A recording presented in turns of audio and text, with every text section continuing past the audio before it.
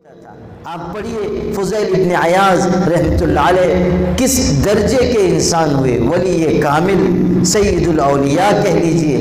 کوئی بھی اولیاء کا تذکرہ ان کے ذکر کے بغیر مکمل نہیں ہوتا۔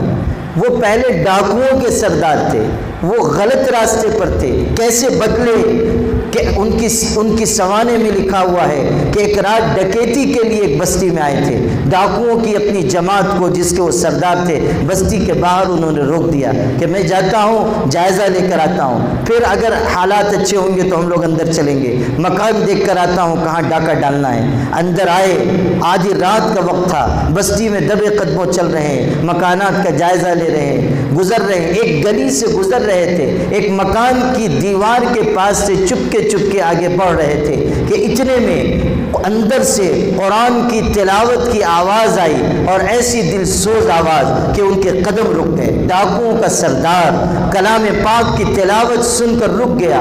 اندر کوئی اللہ کی بندی آدھی رات کے وقت، تہجد کے وقت قرآن پڑھ رہی تھی۔ اس کیا بنا ہوا دل ہوگا اس خاتون کا، کیا جذبات ہوں گے اس خاتون کے، اللہ سے کیسا قرب اس کو حاصل ہوگا۔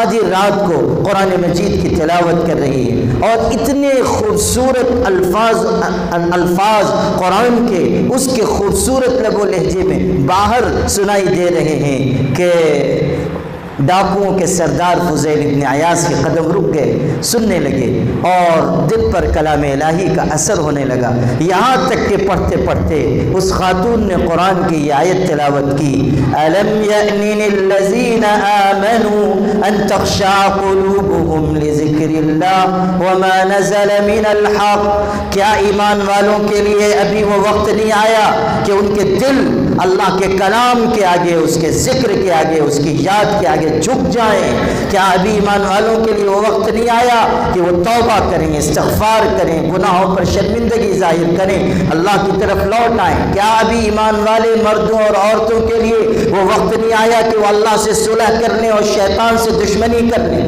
کیا ابھی ایمان والوں کے لیے وہ وقت نہیں آیا کہ وہ نافرمانی اور سرکشی کو چھوڑ کر اطاعت اور فرما برداری کے راستے پر آ جائیں؟ کیا ایمان والوں کے لیے بھی وہ وقت نہیں آیا کہ وہ ظلمات سے اور اندھیریوں سے نکل کر ایمان کے نور اور اچھے عمل کی روشنی کی طرف آ جائیں؟ قرآن کی یہ آیت انہوں نے سنی، أَلَمْ يَأْنِ لِلَّذِينَ آمَنُوا أَن تَخْشَعَ قُلُوبُهُمْ لِذِكْرِ اللَّهِ وَمَا نَزَلَ مِنَ الْحَقِّ۔ بس یہ آیت سننا تھا کہ ایک زور کی چیخ نکل گئی اور رو پڑے اور کہنے لگے الآن الآن، کہ اللہ وہ وقت آ چکا، وہ وقت آ چکا، اور وہیں سے روتے ہوئے اپنے ساتھیوں کے پاس واپس گئے۔ لوگوں نے دیکھا ان کے ساتھی ڈاکوؤں نے کہ ہمارے سردار رو رہے ہیں تو حیران ہو گئے، کہنے لگے کیا ہو گیا سردار، کیا ہو گیا؟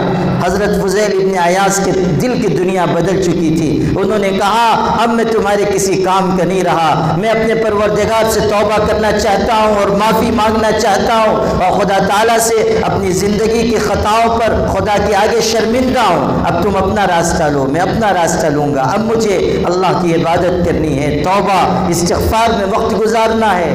حضرت فضیل ابن عیاض نے ایسے درد بھرے الفاظ کہے، دل سے نکلی ہوئی آواز ڈاکوؤں کے دل میں جا کر پیوست ہو گئی، وہ قدموں میں گر گئے اور رو پڑے، کہنے لگے حضرت اگر ڈکیتی کے زمانے میں آپ ہمارے سردار تھے تو آپ توبہ کے زمانے میں بھی ہمارے سردار ہی ہوں گے۔ ہم بھی توبہ کرتے ہیں، ہم بھی اللہ سے معافی مانگتے ہیں۔ پوری جماعت تائب ہو گئی اور فضیل ابن عیاض اس کے بعد محنت کرتے کرتے اس مقام پر پہنچے کہ اللہ تعالیٰ نے انہیں ان کے زمانے کے اولیاء کی امامت عطا فرمائی۔ اگر ہمارے ویڈیوز آپ کو پسند آ رہے ہوں تو لائک، کمنٹ اور شیئر کریں، اور مزید نئی ویڈیوز کے لیے ہمارے چینل دعوت میڈیا کو سبسکرائب کریں اور بیل آئیکن پر کلک کریں۔